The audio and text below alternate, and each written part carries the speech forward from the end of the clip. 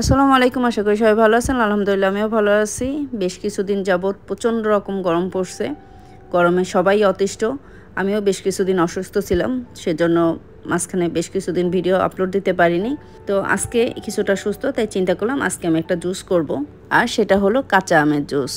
এই গরমে সবারই খেতে ভালো লাগে, আর আমি তো যতদিন কাঁচা আমটা থাকে বাজারে প্রায় প্রতিদিনই এই আমের জুসটা করে খাই। শুধু আমি না, আমাদের বাসার সবাই খুব পছন্দ করে। খুব সহজ এবং খুব অল্প সময়ের মধ্যে এটা বানিয়ে নেওয়া যায়, এবং ঘরের যে কেউ এটা বানিয়ে ফেলতে পারবে, ছোট বড় সবাই। এটা আমরা আরও 7-8 বছর আগ থেকে রেগুলার খেয়ে আসি আমের সিজনটায়। আর ইদানিং অবশ্য দেখা যাচ্ছে প্রায় জায়গায় এটা খুব চলতেছে, মানে এই বছরটা বেশি চলতেছে, হয়তো বা বেশি গরম দেখে। গরমের জন্য এটা খুব স্বাস্থ্যকর একটা জুস। তো চলেন বানিয়ে ফেলি।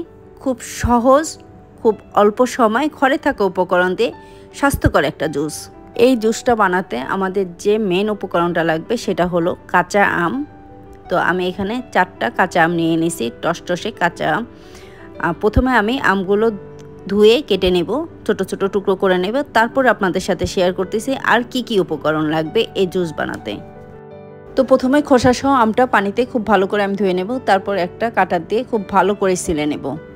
আমি কিন্তু একবারে টসটসে কাঁচা আম নিছি। আমটা যদি একেবারে কাঁচা টসটসে সবুজ আম না হয়, তাহলে কিন্তু জুসটা অতটা ভালো লাগবে না, মানে টেস্ট অতটা ভালো আসবে না। তো আপনারা অবশ্যই চেষ্টা করবেন একেবারে কাঁচা তাজা আম নেওয়ার জন্য।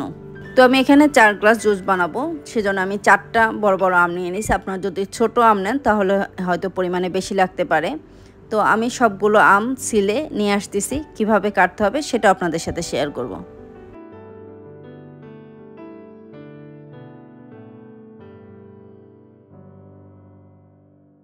তো আমার 4টা আমি সিলা শেষ। তো আমগুলো এখন আমি ছোট ছোট টুকরো করে নেব। আপনারা চাইলে একেবারে কুচি কুচি করে কেটে নিতে পারেন, সেটা আপনাদের ইচ্ছা। তো আমি আমগুলো মানে যে যার ইচ্ছা মতো কেটে নেবে। খুব সাবধানে কাটতে হবে, কারণ আমি একটা চাপাতি নিয়ে নিছি, চাপাতিতে অনেক ধার। আমের আটি কিন্তু এখনও শক্ত হয়নি, তারপরেও আমটা কাটতে আমার অনেক কষ্ট হয়েছে। তো আমটা আমি 2 টুকরো করে প্রথমে আটিটা বের করে ফেলে দিব, তারপরে আমগুলো ছোট ছোট টুকরো করে কেটে নেব।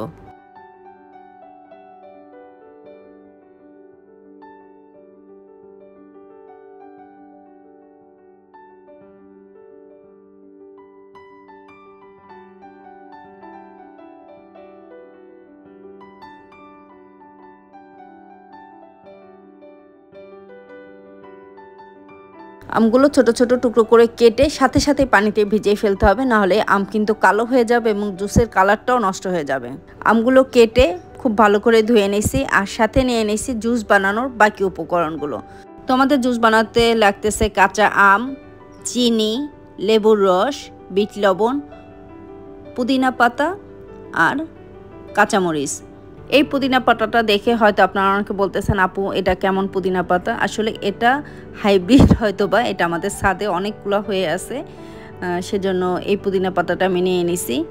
আর নিয়ে নিছি একটা ব্লেন্ডার। এখন আমি সব উপকরণগুলো ব্লেন্ডারে একে একে দিয়ে দিব, দিয়ে ব্লেন্ড করে নেব।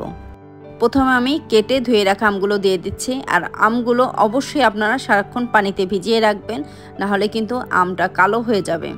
তো আম দেওয়া শেষ, এখন আমি দিয়ে দিব চিনি। আমি এখানে 1/2 কাপ পরিমাণ চিনি রাখছি।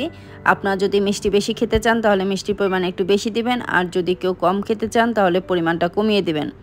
ডায়াবেটিক্স রোগীরা এখানে চিনির পরিবর্তে জিরো ইউজ করতে পারে। জিরোর স্বাদটাও একেবারেই চিনির মতো, হয়তো পরিমাণ একটু বেশি লাগতে পারে। তো আমি চিনিটা দিয়ে দিলাম পুরোটাই। এরপর দিয়ে দিব লেবুর রস। এখানে আমি 1 চা চামচ লেবুর রস দিব, কারণ লেবুটাও টক আর আমটাও টক। আমি লেবুটা দিব খালি ভিটামিন সি এর জন্য। এরপর দিয়ে দিব বিট লবণ। এখানে আমি 1/2 চা চামচ বিট লবণ দিব। আপনারা চাইলে স্বাদ অনুযায়ী বাড়িয়ে কমিয়ে নিতে পারেন। এরপর দিয়ে দিব পুদিনা পাতা। পুদিনা পাতার ফ্লেভারটা হয়তো অনেকে পছন্দ করে না, কিন্তু আমাদের বাসায় আমরা সবাই পুদিনা পাতার ফ্লেভার বা পুদিনা পাতাটা খুব পছন্দ করি, সেজন্য একটু বেশি পরিমাণে দিয়ে দিচ্ছি। আর যারা পছন্দ করে না তারা পরিমাণে কমিয়ে নেবেন। তো জুসে মিষ্টি দেওয়া শেষ, টক দেওয়া শেষ, এখন বাকি আছে ঝাল।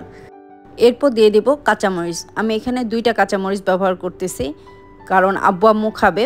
আব্বু আম্মু ঝাল খেতে পারে না, সেজন্য কাঁচামরিচটা কম দিতেছি। যদি আমি একা খেতাম তাহলে হয়তো 3-4টা কাঁচামরিচ দিয়ে দিতাম। তো এই যে কাঁচামরিচগুলো আমি টুকরো টুকরো করে ভেঙে দিব এটার ভিতরে। আমার সব উপকরণ দেওয়া শেষ। এখন এর ভেতরে পানি দিব। পানিটা আমি একেবারে 4 গ্লাস দিব না, প্রথমে আমি 1 গ্লাস পানি এটার ভিতরে দিব, দিয়ে ব্লেন্ড করে তারপরে বাকি 3 গ্লাস দিব, মানে যতটুকু পানি লাগবে। এরপর আরও একবার আমি ব্লেন্ড করব, ব্লেন্ড করে তারপরে জুসটা আমার রেডি হবে। তো একটা গ্লাস দিয়ে আমি মেপে 1 গ্লাস পানি ব্লেন্ডারের ভিতর দিয়ে দিচ্ছি।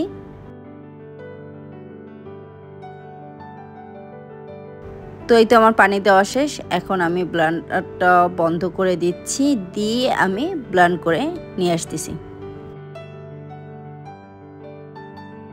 এই যে আমার ব্লেন্ড করা হয়ে গেছে। 1 গ্লাস পানি দিয়ে আমি এটা ব্লেন্ড করে নিয়েছি খুব ভালো করে, যতক্ষণ আমগুলো মিশে না যায়। এরপরে আমি বাকি পানিটা দিয়ে আমি আরও একবার এটা ব্লেন্ড করে নেব।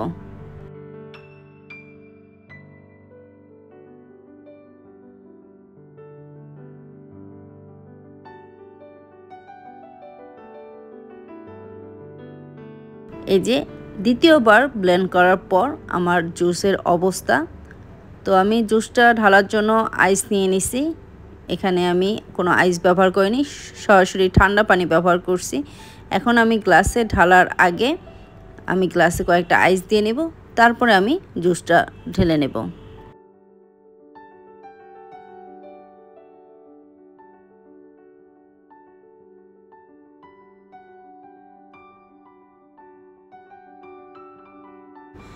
আমি 1 টুকরো লেবু আর একটু পুদিনা পাতা দিয়ে জুসটা ডেকোরেশন করে নিই। এই তো আমার জুসটা পুরোপুরি রেডি।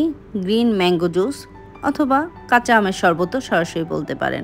ঘরে বসে খুব সহজে, খুব অল্প সময় ঘরে থাকা উপকরণ দিয়ে বানিয়ে ফেলুন খুব স্বাস্থ্যকর একটা জুস। এই গরমে স্বাস্থ্যের জন্য খুব ভালো। তো আমি তো বানিয়ে ফেললাম, আপনাদের কেমন লাগলো জানি না। এটা আমাদের বাসায় রেগুলার খাওয়া হয়, প্রায় প্রতিদিনই খাওয়া হয়। তো আজকের ভিডিও পর্যন্তই। আমার জন্য দোয়া করবেন, আমি যেন ভালো থাকতে পারি, সুস্থ থাকতে পারি, আর আপনাদের জন্য নতুন নতুন ভিডিও করতে পারি। আজকের জন্য আল্লাহ হাফেজ।